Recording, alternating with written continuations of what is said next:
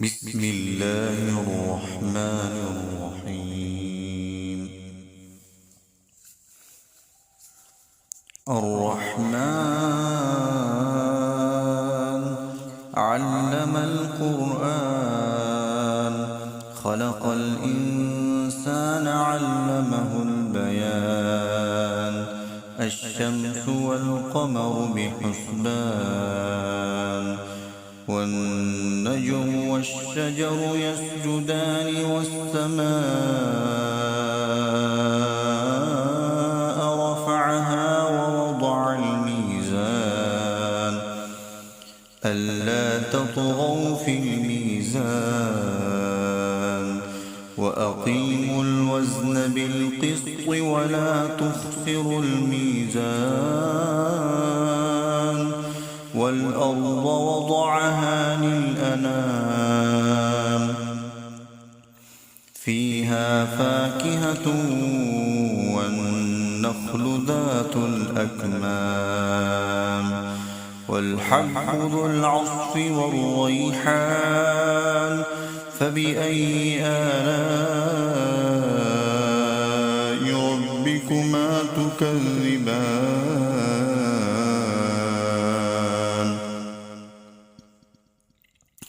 خلق الإنسان من صلصال كالفخار وخلق الجان من مارج من نار فبأي آلاء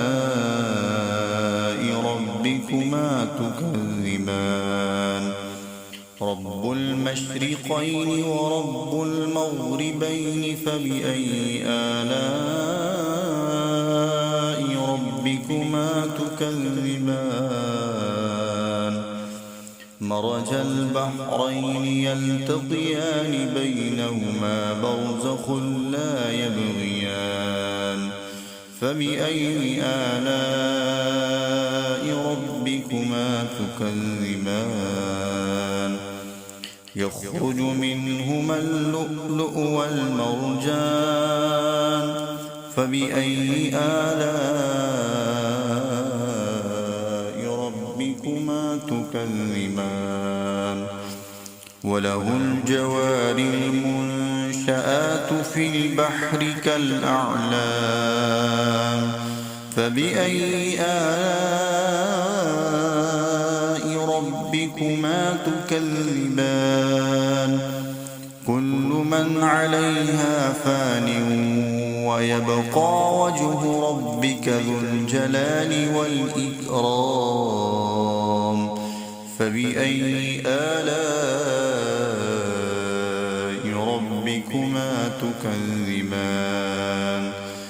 يسأله من في السماوات والأرض كل يوم هو في شأن فبأي آلاء ربكما تكذبان. سنفرغ لكم أيها الثقلان فبأي آلاء ربكما تكذبان.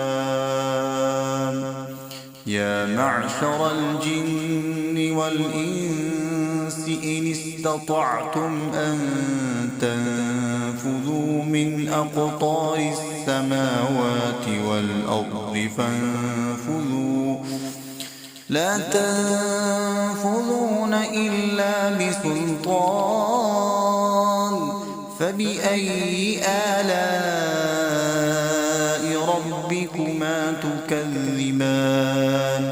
يرسل عليكما شواظ من نار ونحاس فلا تنتصران فبأي آلاء ربكما تكذبان. فإذا انشقت السماء فكانت وردة كالدهان فبأي آلاء ربكما تكذبان فيومئذ لا يسأل عن ذنبه إنس ولا جان فبأي آلاء ربكما تكذبان يعرف المجرمون بسيماهم فيؤخذ بالنواصي والأقدام فبأي آلاء ربكما تكذبان هذه جهنم التي يكذب بها المجرمون يطوفون بينها وبين حميم آن فبأي آلاء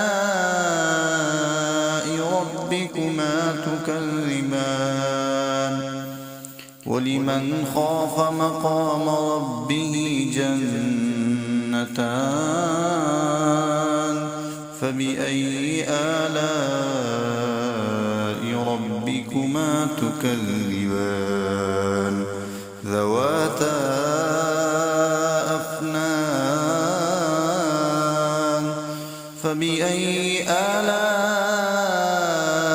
ربكما تكذبان فيهما عينان تجريان فبأي آلاء ربكما تكذبان فيهما من كل فاكهة زوجان فبأي آلاء ربكما تكذبان متكئين على فرش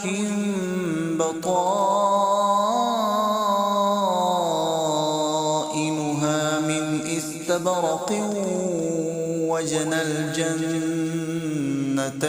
دان فبأي آلاء ربكما تكذبان فيهن قاصرات الطرف لم يطمثهن إنس قبلهم ولا جان فبأي آلاء ربكما تكذبان كأنهن الياقوت والمرجان فبأي آلاء ربكما تكذبان هل جزاء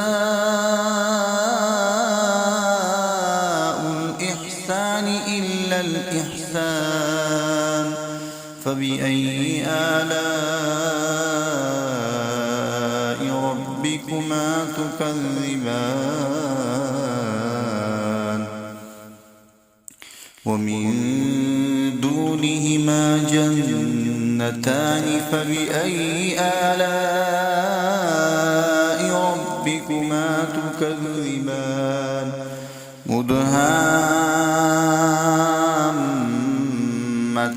مدهامتان فبأي آلاء ربكما تكذبان فيهما عينان نضاختان فبأي آلاء ربكما تكذبان فيهما فاكهة ونخل ورمان فبأي آلاء